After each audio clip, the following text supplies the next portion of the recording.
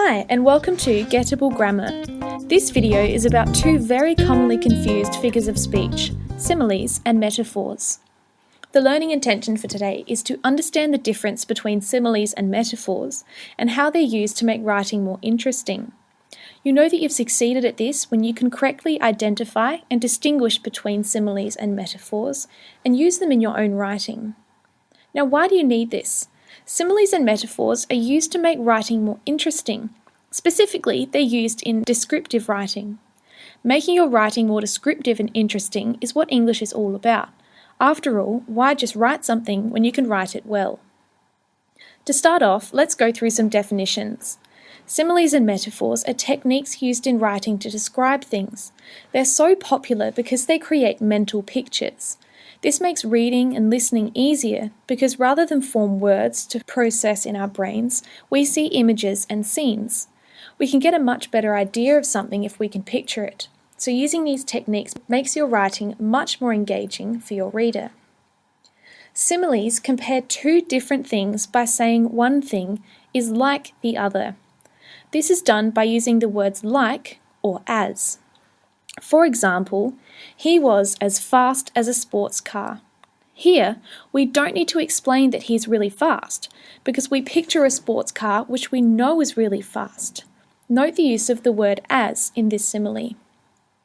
Another example of a simile is his hair was spiky like the top of a pineapple.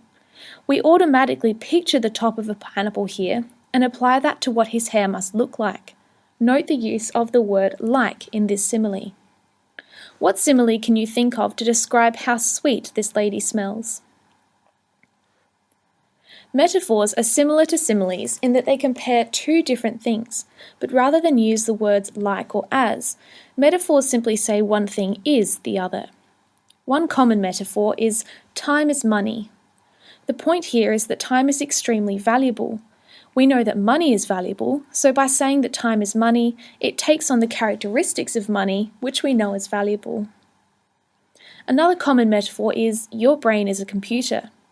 People use this metaphor when explaining how information is stored and how connections are made in the brain. By saying your brain is a computer, the brain takes on the functions that a computer has. This makes it easy for the reader to understand how the brain works. Metaphors can also be used without saying something is another thing, but rather implying it. This might sound complicated, but you probably encounter these metaphors everywhere without even realizing it. For example, we often hear people say that it's raining cats and dogs outside. We don't literally mean that there are cats and dogs falling from the sky, but that it is raining heavily. Here, the raindrops are so large they seem like small animals rather than water droplets. The water droplets take on the qualities of cats and dogs. In this case, we're talking about their size. When someone says there's an elephant in the room, they don't mean there is literally an elephant, but that there is an issue or a secret that's so big it seems to be taking up all of the space in the room. Its weight presses in on everyone. Now it's your turn. Shakespeare famously said that the world was a stage and that men and women were merely players. What do you think he meant by this metaphor? As you can see from these examples, similes and metaphors are everywhere. They evoke images by comparing things, and by doing this in your own writing, you will make it much more engaging and interesting for your reader. Thank you, and see you next time for Gettable Grammar.